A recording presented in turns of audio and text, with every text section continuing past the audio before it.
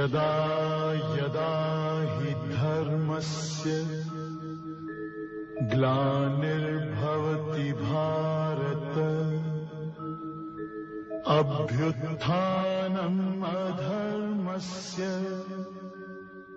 तदात्मानं सृजामि। पूजितां भगवता नारायणेन स्वयं व्यासेन प्रतितां पुराणमुनिना मध्ये महाभारतम् अद्वैतामृतवर्षिणि भगवति अष्टादशाध्यायिनी ममर्वामनुसन्दधामि भगवद्गीते भगवद्वेषिणीम्।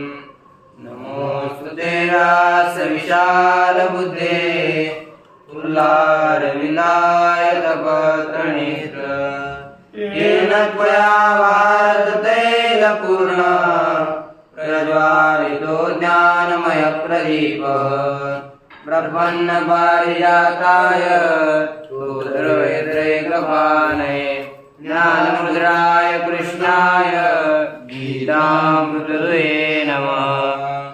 ॐ श्रीभूषितकरानवनीलदाभात् पीताम्बरार्गणबिम्बफलादरोष्टात् पूर्णेन्दुसुन्दरमुखादरविन्द्रनेत्रात् कृष्णात् परं किमपि तत्त्वं न जाने।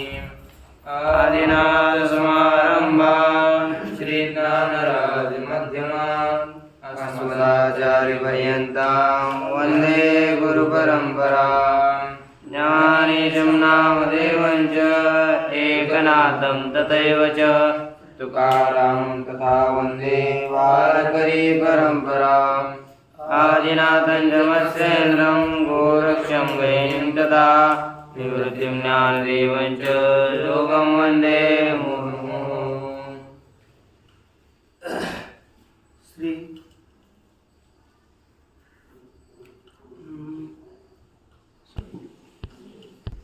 भगवान पांडुरंग परमात्मा श्री ज्ञानोबा जगद्गुरु तुकाराम महाराज, श्री संत एकनाथ महाराज, आदि गुरु श्री शंकराचार्य इत्यादि सब संतों की अलौकिक और हेतु की ऐसी कृपा से श्रीमद् भगवद गीता के विचार के प्रसंग में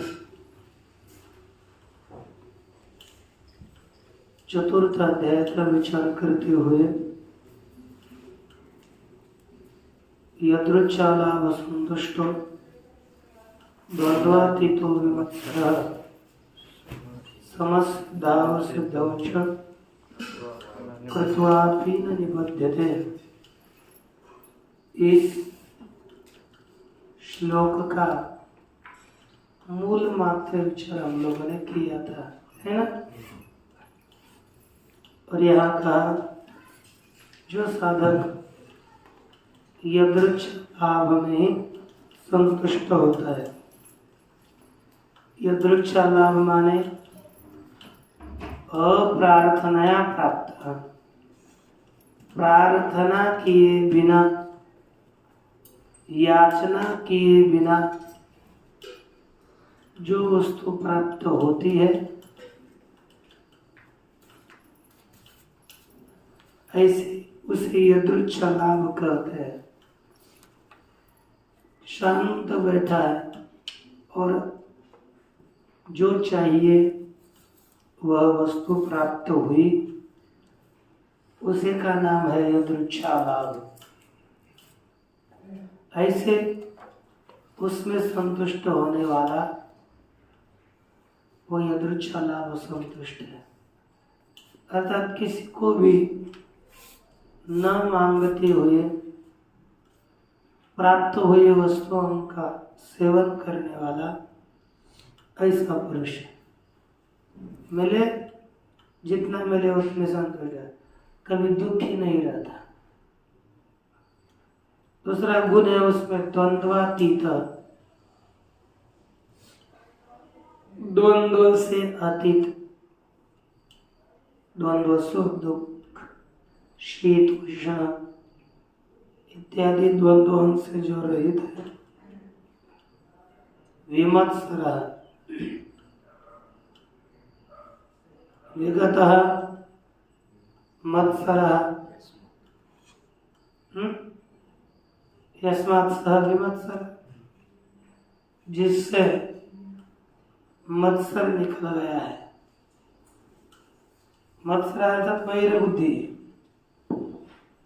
जिसकी वैर, जिसमें वैर बुद्धि नहीं रही, ऐसा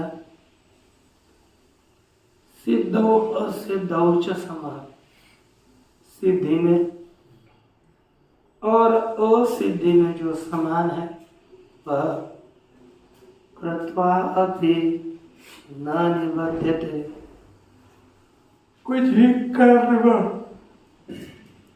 करके भी बद्ध नहीं होता। फिर देखो यदृच्छा लाभ संतुष्ट, अर्थात अप्रार्थितोपन्नतो लाभ यदृच्छा लाभ। यदृच्छा लाभ इस पद की व्याख्या करी और यदृच्छा लाभ पद का अर्थ बताया। और प्रार्थितोपन्नतो लाभ, प्रार्थना किए बिना प्राप्त होने वाला लाभ, वह यदृच्छा लाभ है। किसी की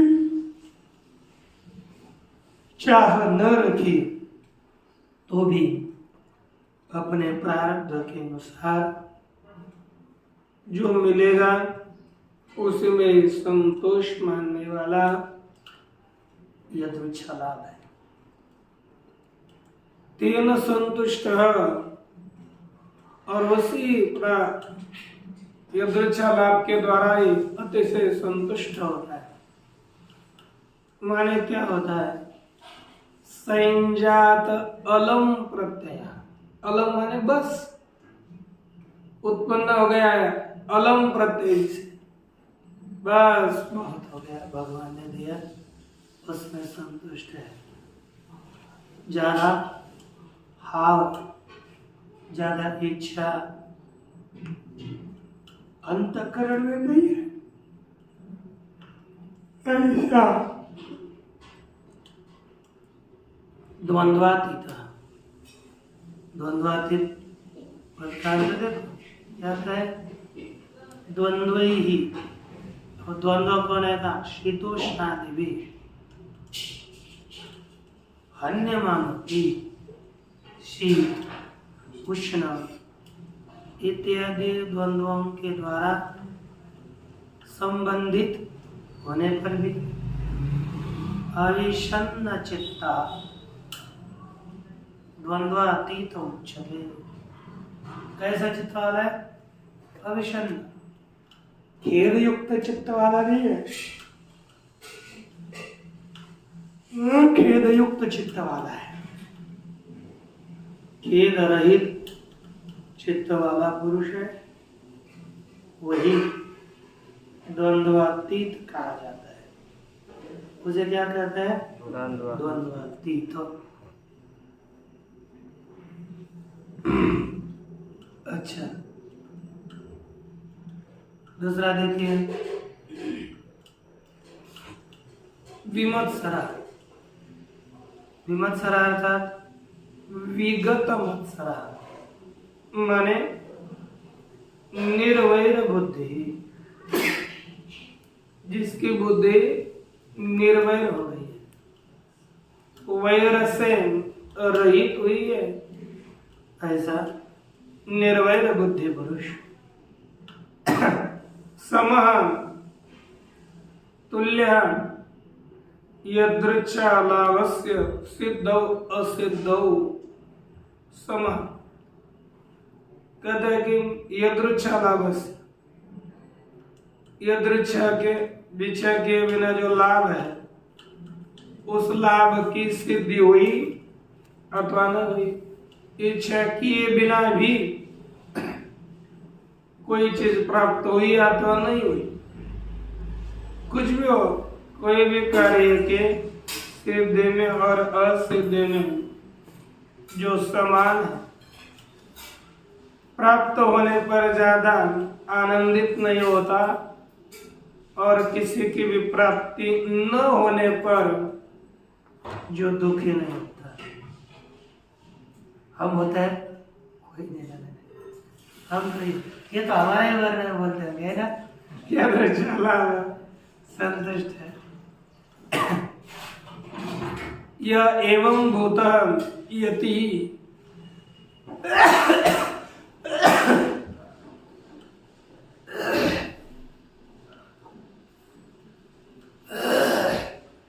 जो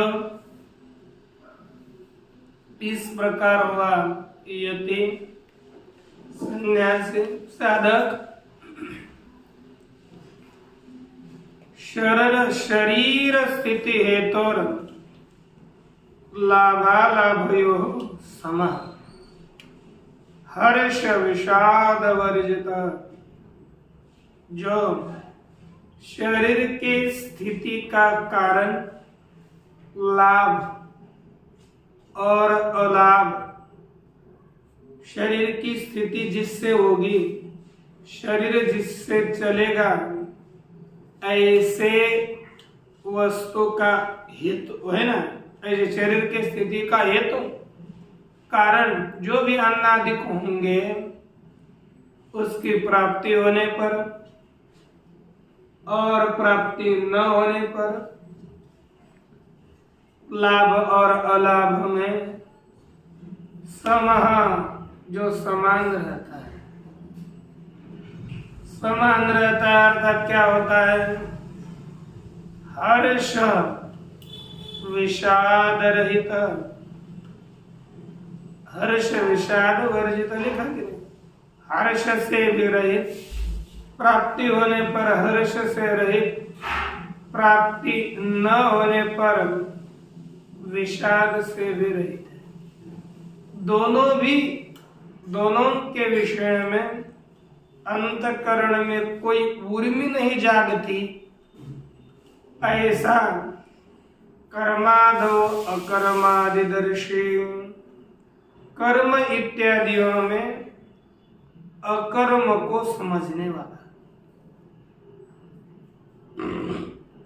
कर्मण्य कर्मय पश्येद कर्मणि च कर्मयः, इस श्लोक के अनुसार कर्मादियों में अकर्मादियों को देखने वाला ऐसा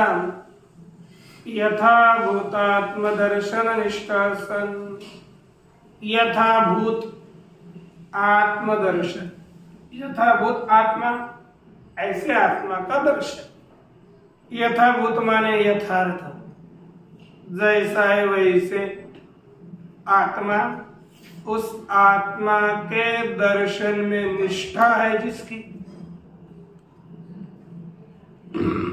है कि नहीं? यथाभूत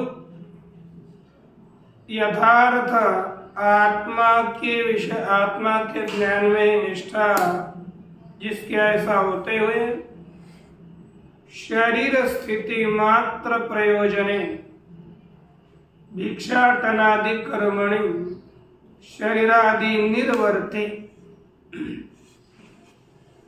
भिक्षाटनादि कर्मणि ये विशेष है। शरीर स्थिति मात्र प्रयोजन और शरीरादि निर्वर्ते ये दोनों विशेषण है। फिर विशेषणों का अर्थ पहले देखेंगे। पहला विशेषण क्या दिया? शरीर स्थिति मात्र प्रयोजन। मात्र पद का अर्थ क्या है? केवल, केवल शरीर की स्थिति ही प्रयोजन है जिसका। शरीर चले, शरीर की स्थिति हो, यही प्रयोजन है, फल है जिसका। ऐसे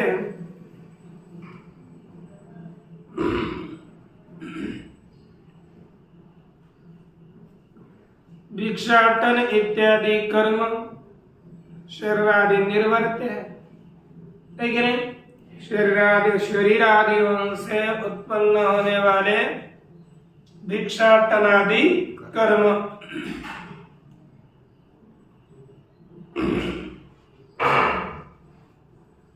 उस शरीर से उत्पन्न होते हैं, शरीर से निर्माण हो रहे हैं और शरीर की ही स्थिति के कारण है।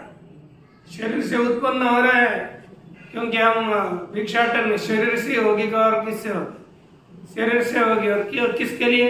शरीर के लिए।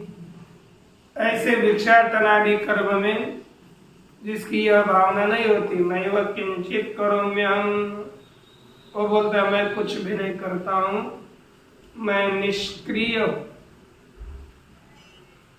गुना फिर होता है तो क्या? गुना गुणेषु वर्तन्ते, गुण गुण में विचरण करते हैं, गुण ही गुण में रहता है। इति एवं सदा संपरिचक्षण, इति माने ऐसे, एवं इस प्रकार, सदा निरंतर, संपरिचक्षण सम्यक रीति से परीक्षा करने वाला, सम्यक रीति से जानने वाला। फिर स्वस्वरूप में कैसे देखता है?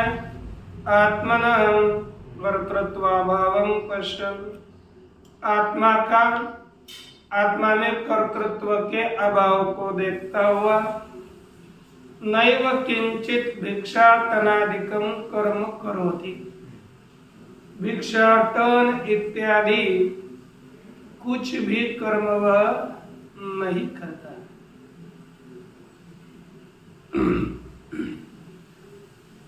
भिक्षाटन इत्यादि कर्मों से रहित होता है। देखो जैसे कि देखो, लोक व्यवहार सामान्य दर्शनेन तु लौकिकैः आरोपित कर्तृत्वे भिक्षाटनादौ कर्मणि कर्ता भवति।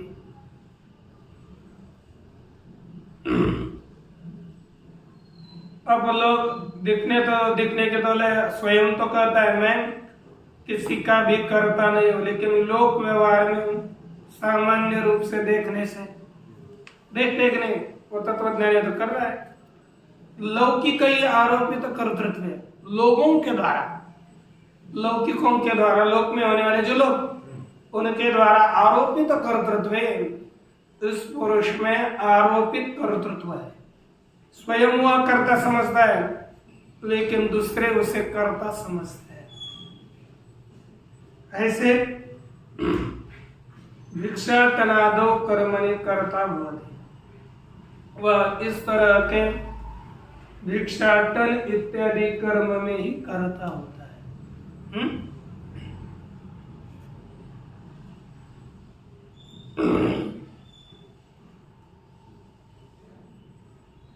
लोक व्यवहार सामान्य दर्शनेन तु लौकिक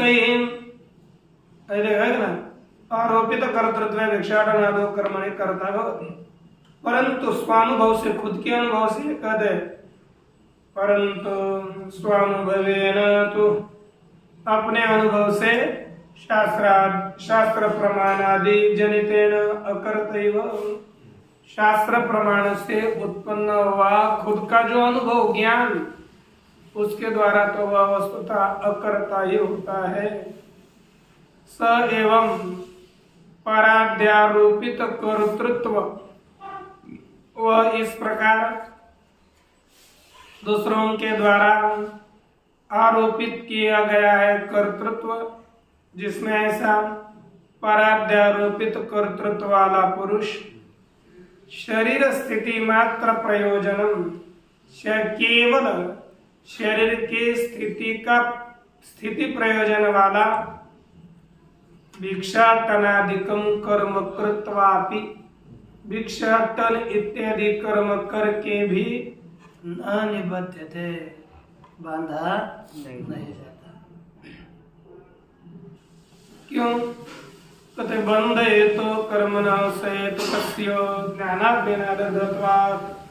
बंध का हेतु सहेतु कर्म ज्ञान रूपी अग्नि के द्वारा दग्ध होने से, अब कर्म ही सब कुछ दग्ध हो गया, कर्म का हेतु अज्ञान ही दग्ध हो गया, तो उसे बांधने वाला कारण तंतु जल गए तो पट थोड़ा ही अब बांधेगा।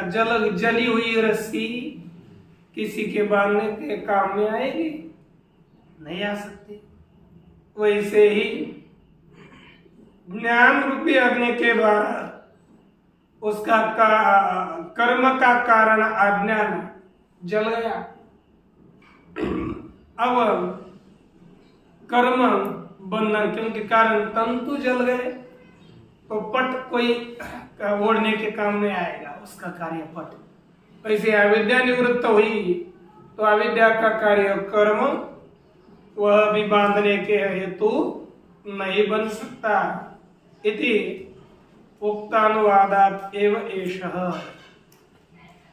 बताया हुए का ही अनुवाद ही है, अनुवाद है। इसके पश्चात गत संगस्य इत्यादि श्लोकस्य व्यवहितेन संबंधम कुर्वन् संबंधम वृत्तम कीर्तयति। व्यवहित ग्रंथ के साथ संबंध बताने के लिए घटित घटना को बता रहे हैं और कहते हैं गत संगस्य मुक्तस्य ज्ञानावस्थित चेतसः यज्ञायाचरत कर्म समग्रं प्रविलीयते। देखिए पहले इसके अवतरणी कर रही है, तो देखो त्यक्त्वा कर्म फला संगम इति अनेन श्लोकेन यह प्रारब्ध कर्मासन यदा निष्क्रिय ब्रह्मात्म दर्शन संपन्न से। कहते त्यक्त्वा कर्म फला संगम नित्य तृत्व निराश्रय कर्मण्य भी प्रवृत्तोपि नैव किंचित करोति सः। इस श्लोक के द्वारा जो प्रारब्ध कर्म वाला है ना, प्रारब्ध के अनुसार अपने क्रियाओं को कर्म को करता है, ऐसे प्रारब्धाधीन कर्म वाला पुरुष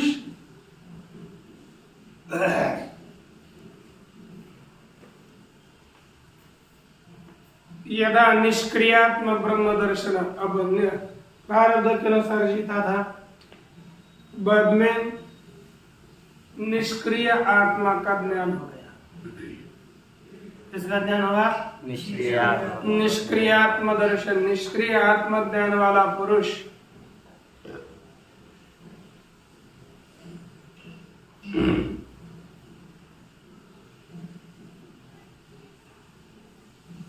है ना, हो जाता है। तब तदा तस्य आत्मनः कर्तृ कर्म प्रयोजनाभाव दर्शन, उस समय उस आत्मा में कर्तृ कर्म प्रयोजनाभाव, कर्ता कर्म इत्यादि प्रयोजन के अभाव को देखने वाला पुरुष कर्म परित्यागे प्राप्ति, किसकी प्राप्ति होने पर?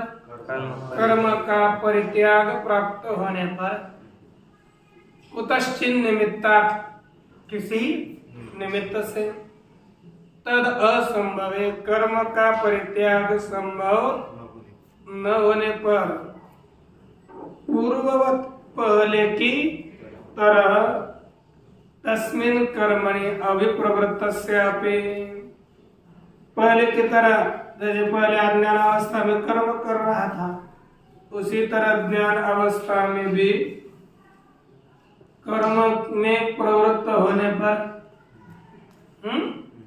जो प्रवृत्त हुआ है वह पुरुष, उस पुरुष में नैव किंचित करोमीति स इति कर्म भव प्रदर्शित, बाद में भी कर्म कर रहा है लेकिन स्वस्वरूप को किसी का भी कर्ता नहीं मानता,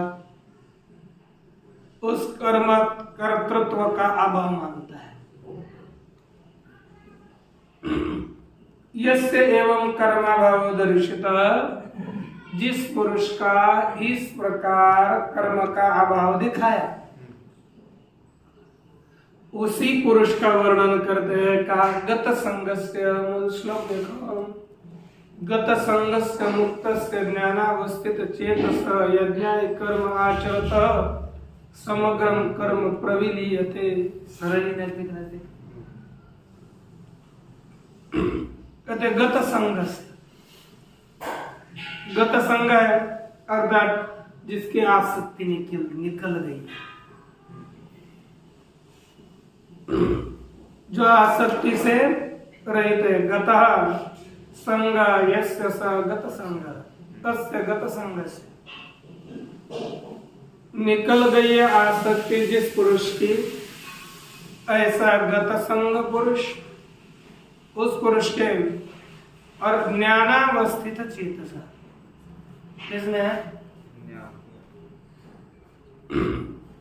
ज्ञान में ही जिसका चित्त स्थिर हुआ है,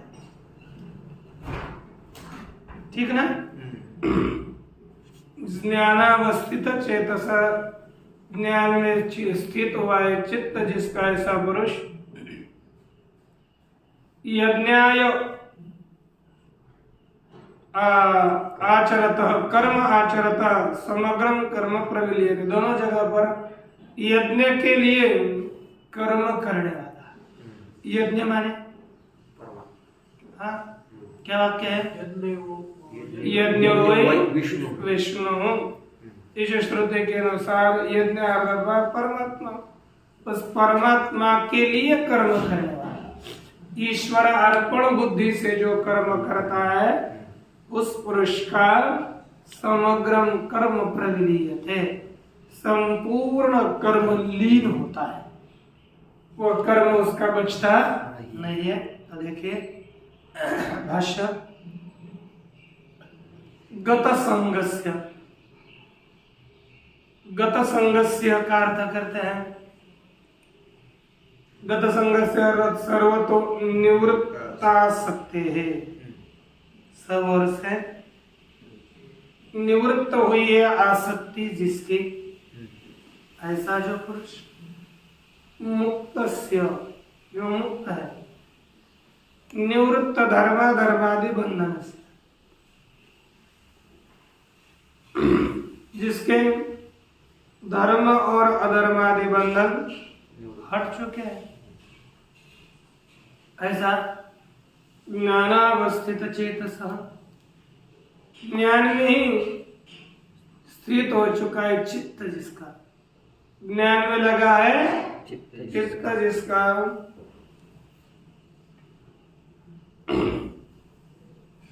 ऐसे पुरुष देखा ज्ञाने एव अवस्थितम चेतो यस्य, ज्ञान में ही स्थित हो चुका है चित्त जिसका,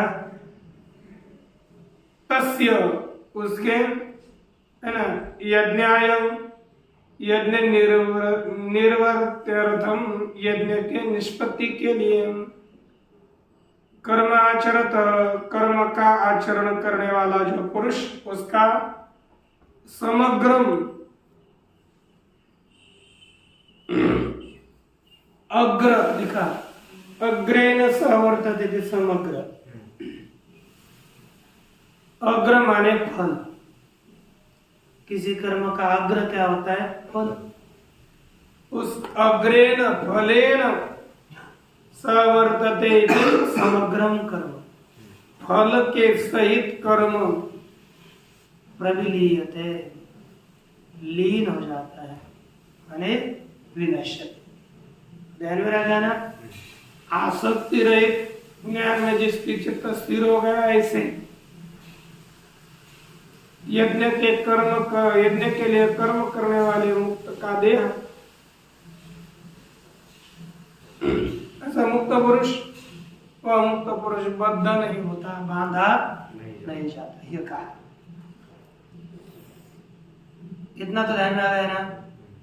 अर्थात मुक्त पुरुष को कर्म बांधते नहीं।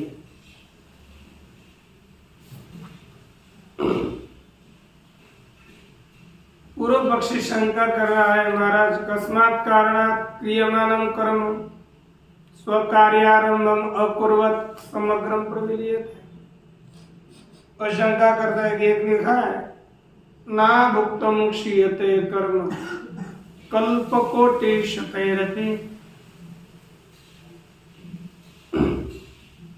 है ना, कोट्यावधि कल्पों में भी किया हुआ कर्म क्षीण नहीं होता है। समझो, कभी भी कर्म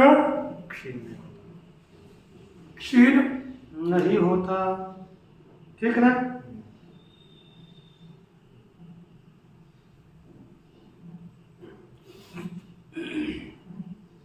देखिए,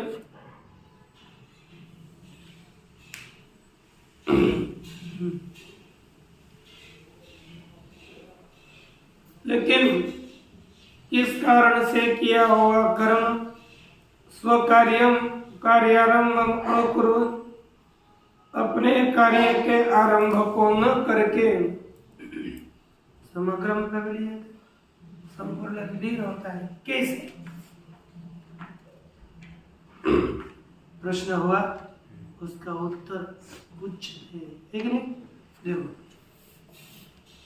ब्रह्मार्पणं ब्रह्महविर् ब्रह्माग्नौ ब्रह्मणाहुतं ब्रह्मैव तेन गन्तव्यं ब्रह्म कर्म समाधिना। कहते हैं अर्पणं ब्रह्म, अर्पण ब्रह्म, देखो ब्रह्मार्पण, अर्पण ब्रह्म है, अर्थात जिसके द्वारा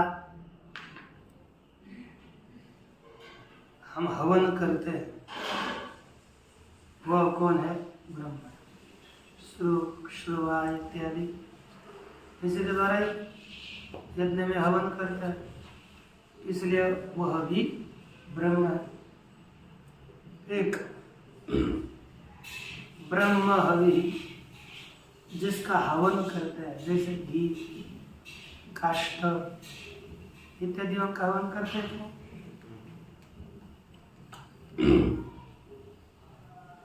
तो घी, काष्ठ इत्यादि भी ब्रह्म ही है, ठीक।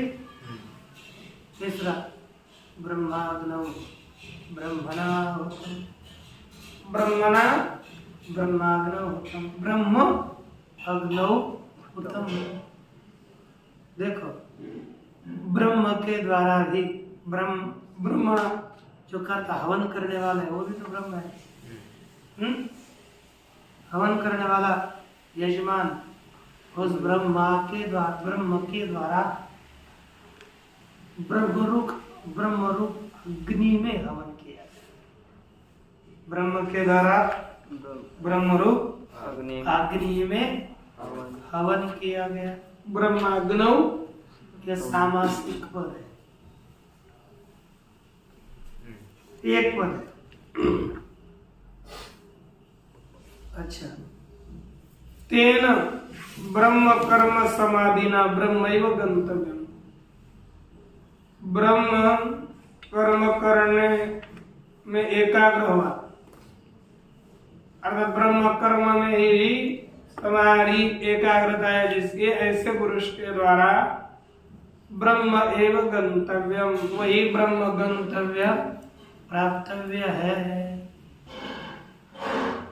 क्या कहते हैं? ब्रह्मार्पणम, ये पर है ना, 324